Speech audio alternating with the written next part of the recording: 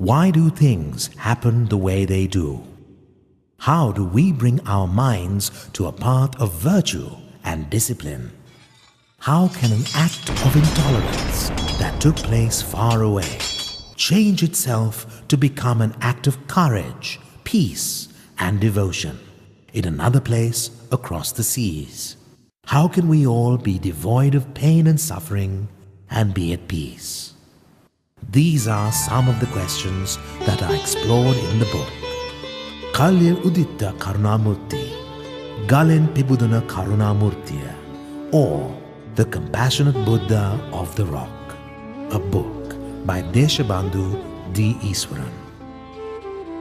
Rambadagala, a small village near Kurunegala, is home for the Kurunegala Vihara, a village temple run efficiently by the chief prelate, Venerable Amaramouli Thero. On a sunny day in May 2001, he was sitting in his usual spot under a shady tree near the temple.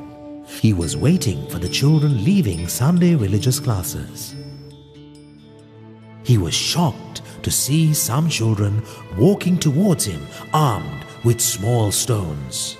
They had seen the famed Bamiyan statues of Afghanistan destroyed on TV and wanted to avenge the destruction by stoning mosques in the area.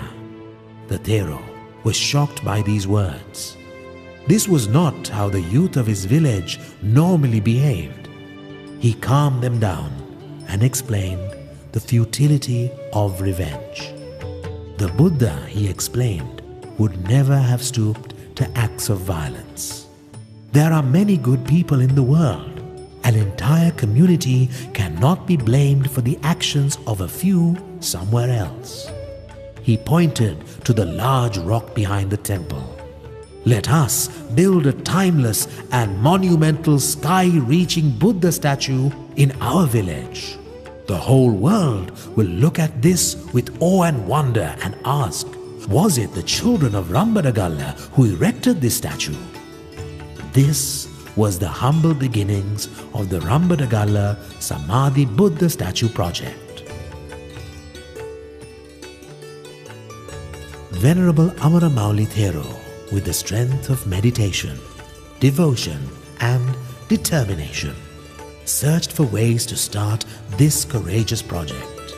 He estimated that the statue would be over 50 feet in height, a task like which had not been undertaken for over 850 years in Sri Lanka. Armed with a simple printed picture of the image he had in mind, he knocked on many doors to seek assistance. Looking at the plain rock and the mammoth task ahead, many people questioned the viability of the project. The support he could get was meager in comparison to his needs. But he did not give up, and help came from many unexpected places. After searching for over a year, he stumbled upon the serene and beautiful temple of Rambada Hanuman, a temple constructed by the Chinmaya mission of Sri Lanka, which at the time was headed by Mr. D. Eassuwaren. They met on the 22nd of February 2002 at the Hanuman temple in Rambada and struck a rare and deep friendship, an unlikely friendship between a Hindu businessman and a Buddhist monk, a friendship that paved the way for this monumental achievement. Working together, they set off on a journey to make this amazing dream come true. Mr. Eassuwaren gave the moral, spiritual and material strength for Venerable Amaramouli Thero to undertake the project. His first task was to introduce him to Padma Sri Muttaya Sthapati, a sculptor of over 200 temples around the world. Muttaya Sthapati visited Sri Lanka and saw the rock. He saw the Buddha in Samadhi in the rock. Muttaya Sthapati, after many visits to test the rock, designed a 67.5-foot Buddha statue in a seated pose. His design was a work of art. The pose, known as the Samadhi Buddha, is an image of how the Lord Buddha was meditating in his first enlightenment. With true Samadhi, our focus is so strong that the self vanishes. Muttaya Stapati waved off his own fee for the project and declared that this will be the seminal work of his life. With the help of several sculptors from Tamil Nadu, India, the Buddha started revealing himself from the rock. The years went on. There were times when it seemed that the project was on the verge of running out of support. It was only the dedication shown by the monk that kept it going against all odds. The country was in the midst of a civil war, and for many, the priorities lay elsewhere. Mr. Eassuwaren recounts this period as a difficult one.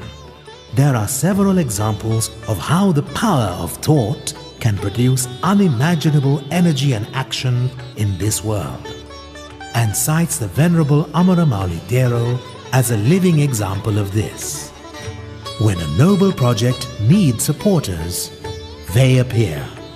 Key among them was the chairman of the DSI group, Mr. Nandadasa Rajapaksa. With his unflappable assistance to the Thero, the people of Sri Lanka finally learned of the emergence of the Samadhi Buddha. Over 15 years passed as the Buddha revealed himself. The sadhu always knew that divine help would eventually complete the project. As His Excellency Maitripala Sirisena, the President, unveiled the statue, there were many who shed tears as they understood that this was the culmination of a dream that took a decade and a half to become a reality. It is also not a project undertaken by kings. It was conceived by a monk with few resources and supported by common people of all walks of life, irrespective of their religion or community. In the final year of his life, Deshabandhu D. Eassuwaren wrote The Compassionate Buddha of the Rock. The book was composed as a repository of the true events that occurred over the years. The story of the statue and how it emerged was not written in praise of one or a few people. It was meant to inspire the young people of Sri Lanka to work together, to build bridges across communities and promote spirituality. If a monk with no resources can achieve such a task, what can you not achieve? What world-changing ideas have you dreamt of but not acted on because of fear and doubt? The Compassionate Buddha of the Rock has taught us many lessons. Shed your doubts and take on the challenges. The world needs you. Anyone can achieve great things if they set their minds to it. We just need to focus as precisely as the Samadhi Buddha did in his quest for enlightenment.